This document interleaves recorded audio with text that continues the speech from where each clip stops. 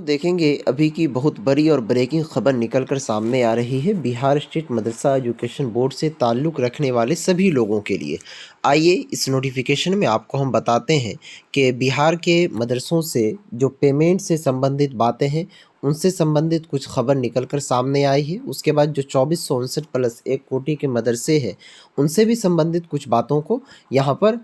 विभाग की ओर से नोटिफिकेशन के ज़रिए से बताया गया है। आइए सबसे पहले देखेंगे दोस्तों, यहाँ पर पत्रांक संख्या है 587, जो कि बिहार सरकार माध्यमिक शिक्षा निदेशालय शिक्षा विभाग बिहार पटना की ओर से रिलीज़ किया है। यहाँ देखेंगे डायरेक्ट लिखा हुआ सेवा में सभी जिला शिक्षा पदाधिकारी, सभी जिला कार्यक्रम पदाधिकारी। उसके बाद कह रहा है विषय विभागीय संकल्प संख्या 1204 दिनांक 1/8/2023 के द्वारा लिए गए निर्णय के आलोक में पंचम एवं षष्ठम वेतन पुनरीक्षण का लाभ प्रदान करने हेतु शिक्षा विभाग मुख्यालय में गठित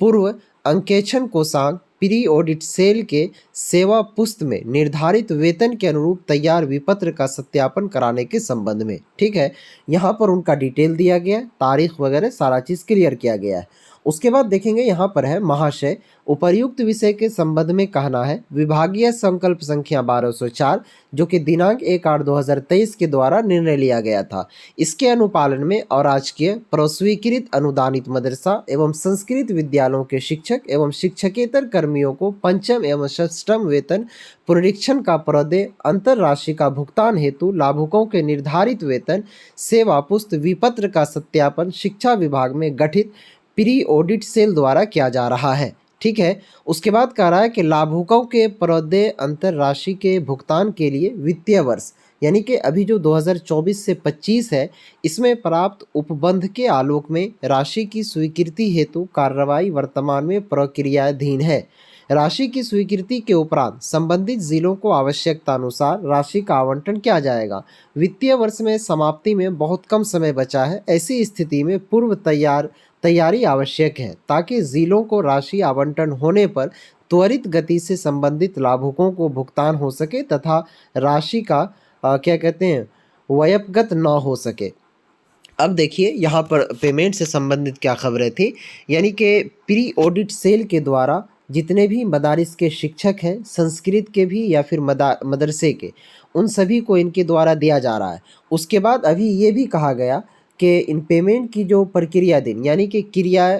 काम जो है वो वर्क पर है किया जा रहा है, लेकिन वित्तीय वर्ष जो है वो समाप्त होने में बहुत ही कम समय यानी कि अप्रैल आ ही रहा है। तो इसीलिए कह रहा है कि ऐसी स्थिति में पूर्व तैयारी आवश्यक है, यानी कि पहले ही तैयारी कर लेनी आवश्यक है। जैसे ही ये तैयारी कर दी जाती है तो प्री ऑडिट सेल द्वारा साथियों आपके जितने भी ज़िला हैं बिहार के अंदर, सभी ज़िलों के ज़िला शिक्षा पदाधिकारी या फिर इस तरीके से आप कह सकते हैं एजुकेशन विभाग जो भी है आपके ज़िला में, वहाँ पर पेमेंट भेज दिया जाएगा और उनके बाद से आपको पेमेंट आवंटन कर दिया जाएगा। ठीक है, ये क्या कहते हैं पचमा वेतन और छठा वेतन से संबंधित खबर थी। अब आइए आपको हम 2459 प्लस 1 कोटि के मदरसों के बारे में क्या खबर है वो बताते ये देखेंगे साथियों। ये दूसरा नोटिफिकेशन है जो कि 2459 प्लस 1 कोटि के मदरसों के बारे में यहाँ पर बताया गया है। देखिए यहाँ पर प्रेषक है मनोज कुमार जो कि संयुक्त सचिव हैं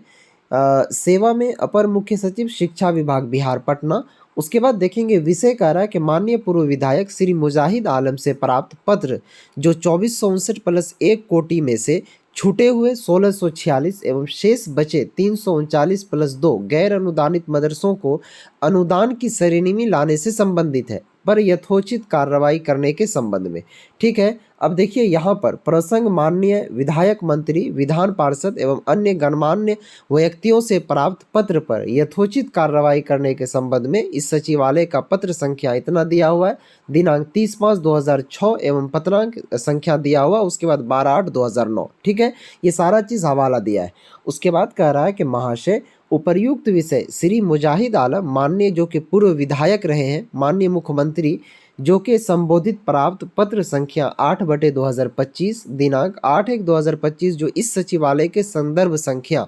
QR कोड संख्या इतना है, वेबसाइट इतना पर उपलब्ध है, इसकी मूल प्रति यथोचित कार्रवाई हेतु संलग्न है। उसके बाद फिर इसके बाद कह रहा है कि निर्देशानुसार अनुरोध है कि उपर्युक्त प्रासंगिक पत्रों में निहित निर्देश के अनुसार छानबीन कराकर समुचित निर्णय लेते हुए कृत कार्रवाई से माननीय पूर्व विधायक श्री मुजाहिद आलम को सूचित करते हुए मुख्यमंत्री सचिवालय को भी इसकी सूचना उपलब्ध कराने की कृपा की जाए। यानी कि दोस्तों अब मैं बता दूं, यहाँ पर जो कि पूर्व विधायक हैं मोहम्मद मुजाहिद अली, इन्होंने 2464+1 कोटि के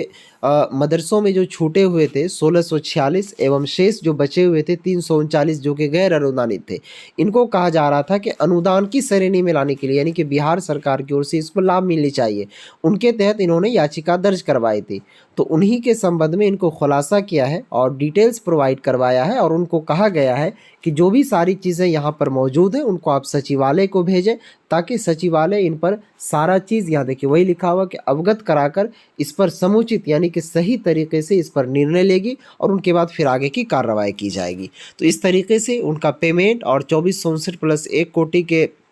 जो छूटे हुए मदारिस थे उनका अनुदान की श्रेणी में लाने के लिए बहुत बड़ी खबर निकल कर सामने आ रही है। इसी तरह के अपडेट पाने के लिए चैनल को सब्सक्राइब कर लें, ताकि आपको शिक्षा विभाग, मदरसा बोर्ड की सभी अपडेट आपको पल पल की मिले। फिर मिलते हैं नेक्स्ट वीडियोज़ में, तब तक के लिए।